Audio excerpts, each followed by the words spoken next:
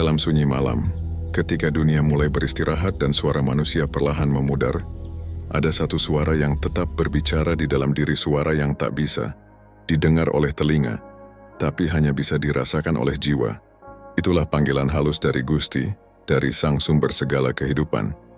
Manunggaling Kaula Gusti, penyatuan antara hamba dan Tuhan.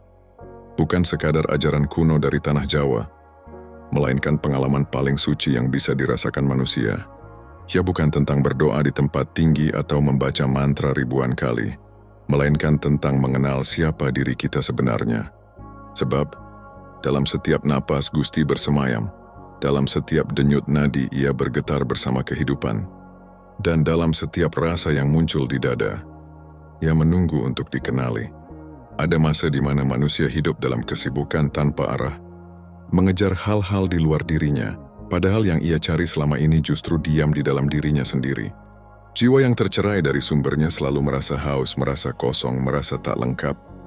Namun ketika ia mulai menengok ke dalam, ketika ia mulai mendengar suara halus dari kedalaman batinnya, di sanalah awal dari perjalanan pulang dimulai. Pulang bukan ke tempat, bukan ke masa lalu, bukan ke surga yang dijanjikan, tetapi pulang ke kesadaran bahwa aku dan Gusti tidak pernah terpisah.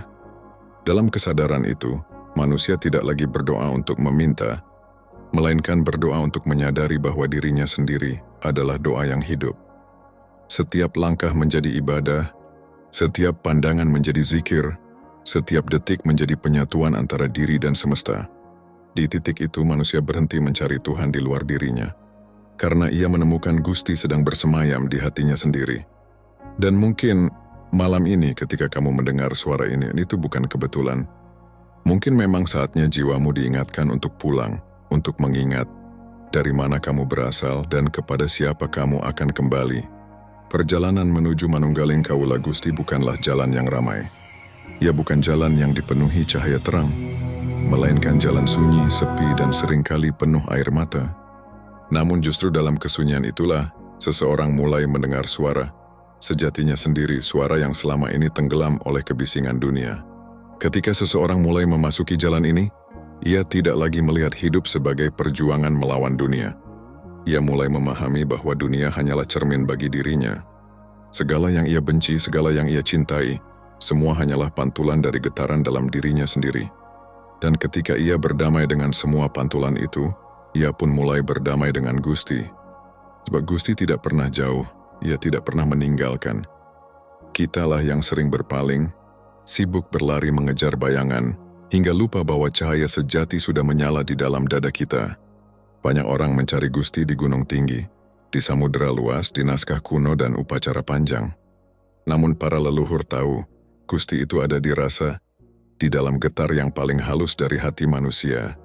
Ketika seseorang bisa diam, benar-benar diam, hingga pikirannya berhenti berlari, disitulah Gusti menampakkan diri, bukan dalam wujud, melainkan dalam kesadaran murni.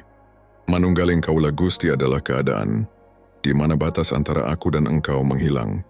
Ketika doa tidak lagi diucapkan, tapi menjadi napas. Ketika cinta tidak lagi diusahakan, tapi mengalir alami seperti sungai menuju laut.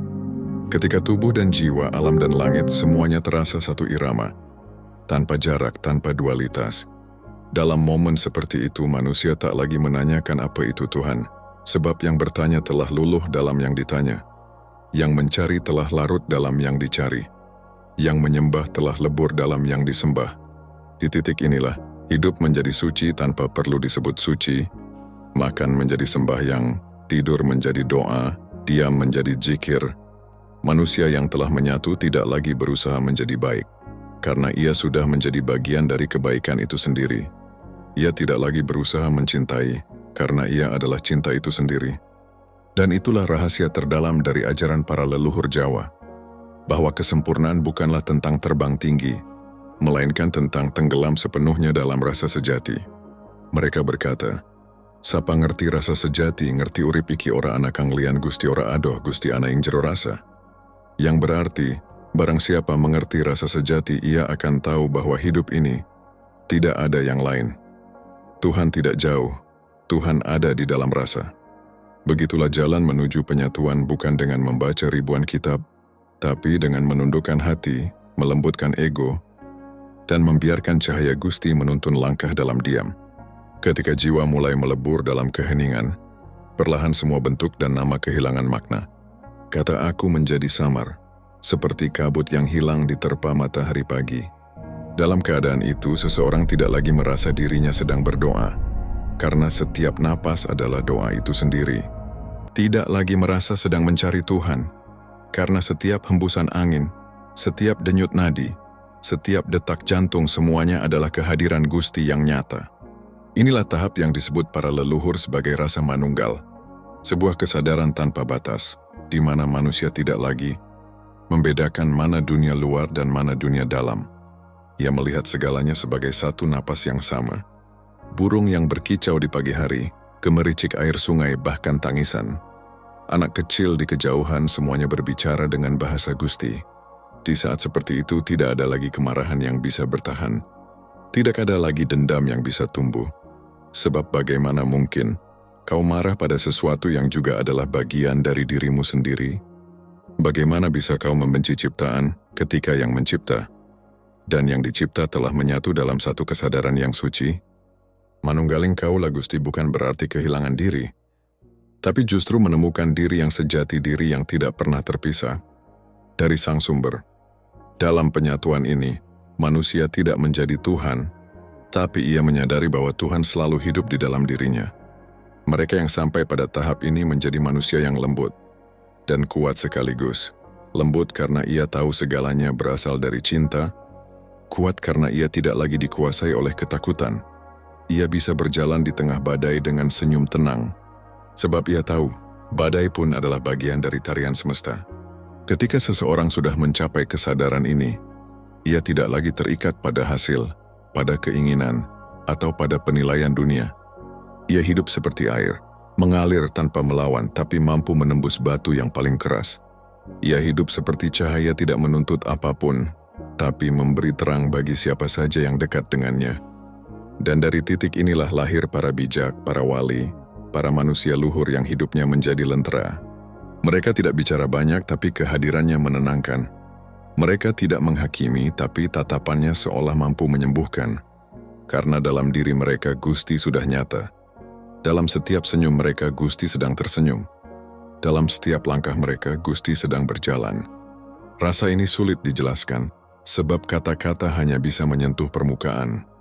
Yang bisa benar-benar memahami hanyalah mereka yang berani masuk ke dalam diam, ke ruang sunyi, di mana tidak ada siapa-siapa kecuali Sang Ada.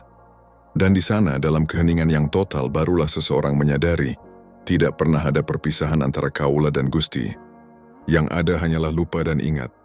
Ketika kesadaran mulai tumbuh dalam diam, manusia perlahan memahami bahwa semua perjalanan spiritual bukan tentang mendaki gunung tinggi untuk mencari Tuhan, melainkan menurunkan gunung ego di dalam diri agar cahayanya bisa terlihat. Manunggaling kaula Gusti bukanlah pencapaian, tetapi keadaan alami yang telah ada sejak awal, hanya tertutup oleh kabut kesadaran palsu yang kita bangun selama hidup. Kita tumbuh dengan keyakinan bahwa Gusti ada di luar diri, di langit jauh, bahwa untuk menemuinya kita harus menunduk, berdoa dan berharap dari bawah. Namun sesungguhnya Gusti tidak pernah jauh. Ia bernafas di dalam napasmu, berbicara lewat hatimu, dan menuntun langkahmu melalui setiap kejadian, bahkan yang tampak menyakitkan. Ketika engkau mulai memahami ini, dunia di sekitarmu perlahan berubah warna. Bukan karena dunia berubah, tapi karena matamu kini melihat dengan mata jiwa. Engkau tidak lagi melihat masalah sebagai kutukan, melainkan sebagai pesan rahasia dari Gusti, sebuah panggilan lembut agar kau kembali pulang. Ada yang menyebutnya pencerahan, ada yang menyebutnya kesadaran ilahi, tapi para leluhur kita menyebutnya rasa manunggal. Saat kaula tidak lagi merasa terpisah dari Gusti, rasa ini tidak datang lewat ritual megah atau doa panjang, melainkan lahir dari kesunyian batin yang penuh penyerahan. Bayangkan engkau duduk di tengah malam, angin berhembus pelan, suara jangkrik seperti mantra dari alam. Di situ tidak ada lagi yang perlu kau buktikan, tidak ada yang perlu kau miliki. Yang tersisa hanyalah dirimu, sederhana, apa adanya. Dan di saat itulah Gusti menampakkan diri bukan sebagai sosok, tapi sebagai rasa hangat di dalam dada, rasa damai yang tidak bisa dijelaskan oleh kata-kata. Itulah saat ketika doa berhenti menjadi permohonan dan berubah menjadi kebersamaan. Saat ketika hidup bukan lagi tentang aku dan engkau, tapi tentang aku adalah bagian darimu dan engkau hidup di dalamku. Dari sinilah lahir kebijaksanaan sejati. Orang yang manunggal tidak lagi sibuk membenarkan dirinya, karena ia tahu setiap makhluk adalah cerminan dari Gusti yang sama. Karena ia tahu bahwa setiap orang sedang berjalan di jalan yang sama, hanya beda tahap kesadarannya. Terima kasih sudah menonton hingga akhir. Kapan-kapan kita lanjut pembahasan ini. Sampai jumpa di video selanjutnya.